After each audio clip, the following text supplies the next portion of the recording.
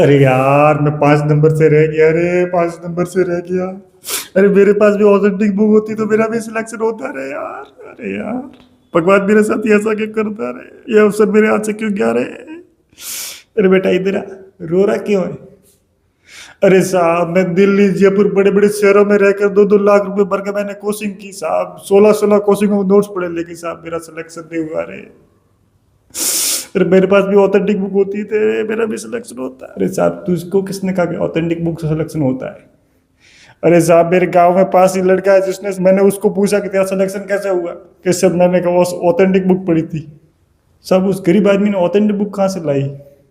अरे साहब वो तो साला गरीब कहाँ से लाए बुक, साला मेरे पिताजी पढ़ाते हैं एनसीईआरटी 10वीं से 12वीं स्कूल में पढ़ाते हैं साहब। उनके पास जब वो 1 साल पूरा होता जो रद्दी होती सिर्फ वो लेकर जाता और वो पढ़ता साहब, तो उसने पढ़कर सिलेक्शन ले लिया साहब। तो साहब वो तो आपके पिताजी थे, आपके पिताजी 10वीं से 12वीं पढ़ा रहे थे साहब, वो बुक तो आपके पास थी, आपने पढ़ी होती तो आपका सिलेक्शन होता साहब। अरे साहब मुझे पता नहीं चला रे साहब। अरे साहब अरे दोस्त रो मत, बात रोने की नहीं समझने की है। उसने तो बुक आपके पास रद्दी के रूप में लेकर पढ़ी और उससे सिलेक्शन लिया, लेकिन साहब वो बुक तो आपके पास थी, आपके पिताजी पढ़ा रहे थे, उसने सब खुद पढ़कर अध्ययन किया और सिलेक्शन लिया, लेकिन साहब वो बुक तो आपके पास थी और उसको उस बुक का जानकार व्यक्ति भी आपके पिताजी आपके पास थे। उसके पास तो अवसर था कि वो बुक उसके पास थी, लेकिन साहब आपके पास तो 2 अवसर थे, वो बुक भी थी और पढ़ाने वाला भी था। जरूरत थी तो पहचानने की सब ये बुक पढ़नी उससे सिलेक्शन होगा, और उसकी सब पहचाना नहीं कि भाई वो इस बुक पढ़ने से सिलेक्शन होगा, सब उसकी मजबूरी थी क्योंकि सब वो गरीब था, उसके पास तो पुस्तक दूसरी थी भी थी, वो ले भी नहीं सकता था क्योंकि उसके पास पैसे ही नहीं थे।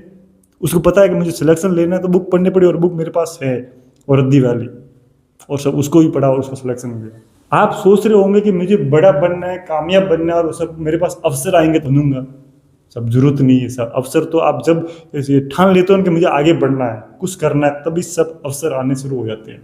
जब आपके फील्ड के प्रति आप उस इतिहास बनाने के लिए उतर जाते हो ना, माइंड सेट कर लेते हो, तभी सब आपके पास अवसर आना शुरू हो जाते हैं। जरूरत होती है तो उसको पहचानने की, उन अवसरों को पहचानने की, और यदि आपके अंदर वो नजरिया विकसित हो गया ना अवसरों को पहचानने का, तो सब आपके शुरुआत में ही वो अवसर आ जाएंगे जो आपको महान बनाएंगे साहब। जरूरत है तो उन अवसरों को पहचानने की। जैसा कि साहब जो असफल हुआ है साहब, उसने जब शुरुआत की कि मुझे भी कुछ बनना है, सरकारी नौकरी लेनी है, तो जब उसने शुरुआत की तो उसके पास पहले ही अवसर थे कि उसके पिताजी पढ़ा रहे थे, और वो पढ़ा रहे थे क्या, ऑथेंटिक बुक 10वीं 12वीं एनसीईआरटी। लेकिन उसको पता नहीं था कि ऑथेंटिक बुक पढ़ने से ही सिलेक्शन हो जाता है, इसलिए वो उस अवसरों को ढूंढने के लिए, बुक पढ़ने के लिए, कोचिंग जाने के लिए, कि पता नहीं कोचिंग जाने से, कोचिंगों को नोट्स पढ़ने से सिलेक्शन हो जाएगा, इसलिए वो दिल्ली जयपुर गया दूर दूर तक, और उसके बाद में सिलेक्शन नहीं हुआ क्योंकि सर उसके अवसर तो पहले ही था, उसको पहचाना नहीं। दूसरी ओर जो गरीब लड़का जो रद्दी वाली बुक लेकर पढ़ता था और वही पढ़कर सिलेक्शन लिया, क्योंकि सब उसको आगे बढ़ना था, उसके पास जरूरत थी किताबों की, और वो गरीब था इसलिए वो दूसरी किताबें तो ले नहीं सकता था, कुछ बड़ी वाली किताब तो ले नहीं सकता था, इसलिए उसने रद्दी को ही अपना अवसर बनाया। जो उसको मिल रहा है किताबें, गरीब लोग उसको ही अवसर माना और उसको ही पढ़ा, बस उसको ही पढ़ता रहा और उसको सिलेक्शन ले लिया। उसने पहचाना कि मेरे पास गरीब हूँ, मेरे पास इतने पैसे तो नहीं है मैं किताब बड़ी बड़ी ले सकता हूँ, लेकिन मेरा अवसर है कि मुझे रद्दी की किताबें मिली है, उसको मैं पढ़ूँ, और उसको पढ़ा और वो सिलेक्शन लिया। और उसको बाद में पता चला कि जो मैं पढ़ रहा हूँ ये ऑथेंटिक बुक है और इससे प्रश्न आता है। और अब हम एक कहानी के रूप में समझेंगे कि जब हम किसी भी फील्ड में उतरते हैं इतिहास बनाने के लिए, रिकॉर्ड बनाने के लिए, तो फिर उस फील्ड में कुछ अच्छा करने के लिए, रिकॉर्ड इतिहास बनाने के लिए हम उसको में अवसर ढूंढते रहते हैं कि कौन सा अवसर होगा जो हमें रिकॉर्ड बनवाएगा, इस फील्ड में हमारा इतिहास बनाएगा, हमारा नाम प्रसिद्ध करवाएगा। और उन अवसरों को ढूंढने के लिए हम अपनी पूरी ज़िंदगी खपा लेते हैं उस फील्ड में, अवसरों को ढूंढने के लिए, क्योंकि सब जब तक आपके पास अवसर नहीं आएगा तो आप कुछ कर नहीं पाओगे, और उन अवसरों के लिए आप लंबे समय तक उसमें लगे रहते हो अवसरों को ढूंढने के लिए। लेकिन साहब यदि आप इस फील्ड में आप उतरते समय यदि आप आपका नजरिया उस फील्ड के प्रति विकसित हुआ रहता है और विकसित हो जाता है, तो आपको सब फील्ड में उतरते ही आपके पास अवसर आने शुरू हो जाते हैं। अवसर तो जब पहले टाइम में जब उतरे थे तभी अवसर तो हमारे सामने आने शुरू हो जाता है, लेकिन हम उनको पहचान नहीं पाते, क्योंकि हम जब इस फील्ड में उतरते तो हमारा नजरिया विकसित नहीं होता, उस फील्ड के प्रति, और हम उस अवसरों को पहचान नहीं पाते। और हम इस कहानी के रूप में देखेंगे, कहानी में समझेंगे कि अवसर तो हमारे पास आते रहते हैं, लेकिन हम उसको पहचान नहीं पाते हैं, पहचान नहीं पाते। और हम जिस कहानी की बात कर रहे हैं वो कहानी है अफ्रीका के किसान हफीज की, जो अपने जीवन से संतुष्ट था और खुश था। और वो अपने जीवन से खुश इसलिए था क्योंकि वो अपने जीवन से संतुष्ट था, और वो अपने जीवन से संतुष्ट इसलिए था क्योंकि वो संतुष्टि से उसको खुशी मिल रही थी।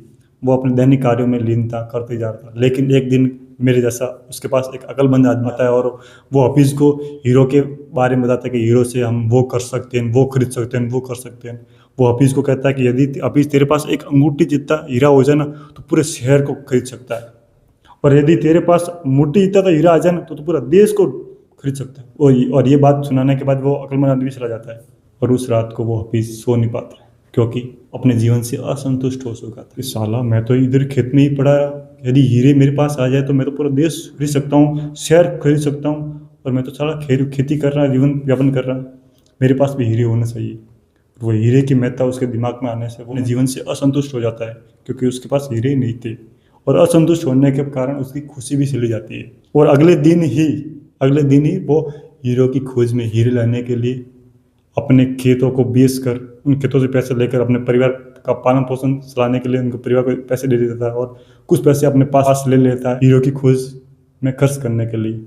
वो हीरो की खोज में चला जाता है, पूरा अफ्रीका ढूंढ लेता है, हीरो को नहीं मिलते, और वो ढूंढता हुआ यूरोप चला जाता है, और यूरोप को भी पूरा ढूंढ लेता है लेकिन उसको नहीं मिलता है। और वो ढूंढता स्पेन देश में चला जाता है, वहाँ भी ढूंढता है, उसको नहीं मिलता। और स्पेन में पूछते उसकी शारीरिक मानसिक स्थिति पूरी बिगड़ जाती है, क्योंकि मानसिक स्थिति बिगड़ किस लिए गई, क्योंकि वो असंतुष्ट हो चुका था, क्योंकि उसको पास हीरे नहीं थे।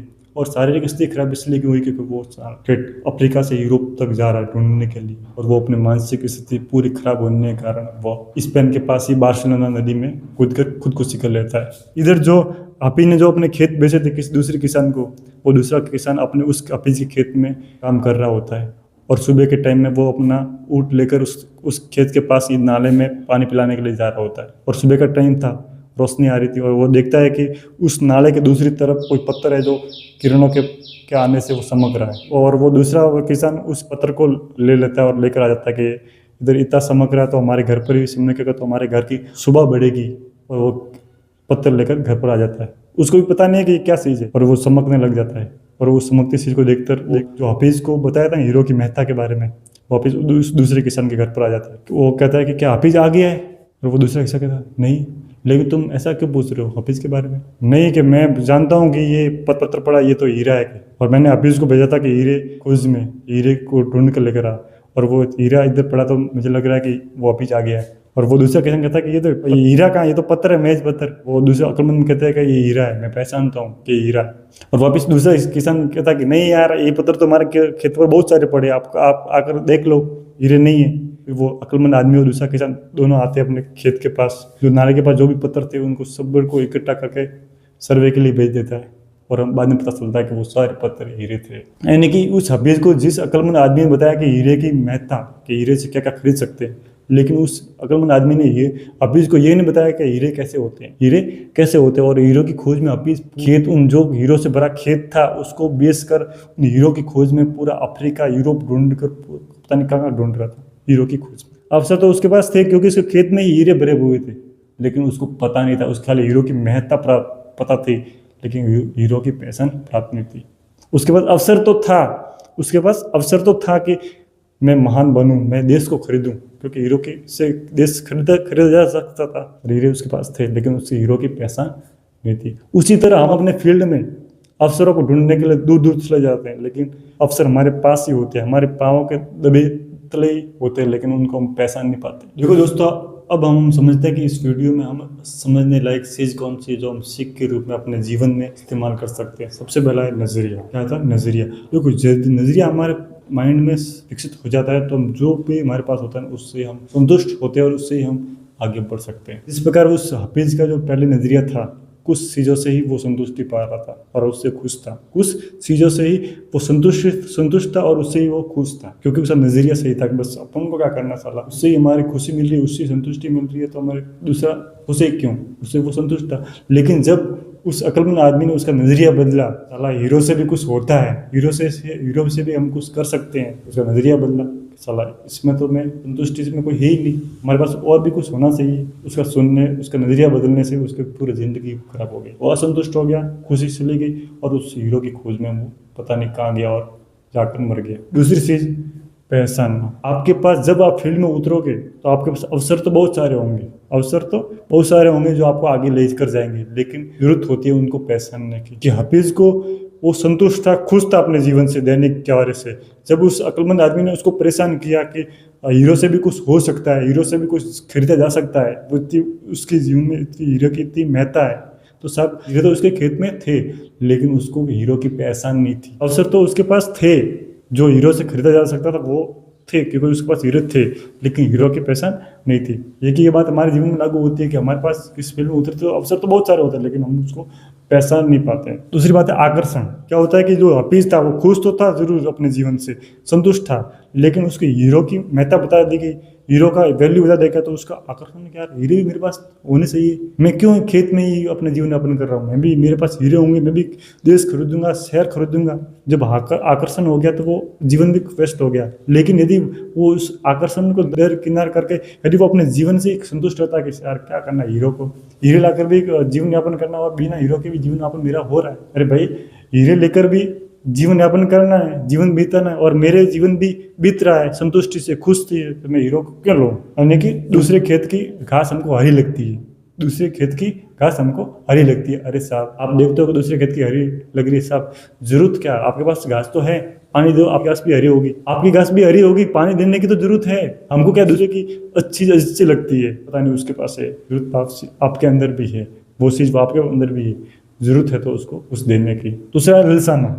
हमारे जीवन में क्या होता है कि दूसरे के पास है ना, वो हमारे पास होनी चाहिए, सर मेरे पास वो चीज़ क्यों नहीं है, और दूसरे वाला कि सर इसके पास जो चीज़ है वो मेरे पास क्यों नहीं है, मेरे पास क्यों नहीं, वो मेरे पास होनी चाहिए, इसलिए वो ये मैं भी असंतुष्ट हूँ क्योंकि उसके पास जो चीज़ है वो मेरे पास नहीं है, और मैं इसलिए असंतुष्ट हूँ कि उसके पास चीज़ है वो मेरे पास नहीं है। गरीब और अमीर में अंतर क्या होता है, गरीब के पास जो परिवार होता है वो खुश रहता है, लेकिन उसको असंतुष्टि क्यों है, क्योंकि उसके पास पैसे नहीं है साला। वो सोचता है साला अमीर वाले कितने पैसे, कितनी गाड़ी लेके घूम रहे हैं, साला मेरे पास गाड़ी होती तो मैं भी घूमता। उसके गरीब के पास क्या है, खुशी, परिवार वाले आराम से रह रहे हैं, बस जरूरत पैसे उसके पास नहीं, गरीब के पास, इसलिए वो गरीब है। लेकिन खुशी उनके घर में भी है, अच्छे ढंग से वो उनके परिवार मिलजुल कर रह रहे हैं, लेकिन उनके पास पैसे नहीं, और पैसे के कारण वो क्या असंतुष्ट। हालांकि अमीर के पास इतने पैसे, मेरे पास क्यों नहीं, और जो अमीर उसके पास पैसों तो पैसे की कोई कमी नहीं, पैसे बहुत सारे, जितने चाहो उतने ले लो, लेकिन उनके पास उनके परिवार में एकता नहीं, उनके परिवार में खुशी नहीं है। साले थोड़े पैसे के लेकर वो झगड़ा कर लेते हैं, आपसी में विवाद कर लेते हैं।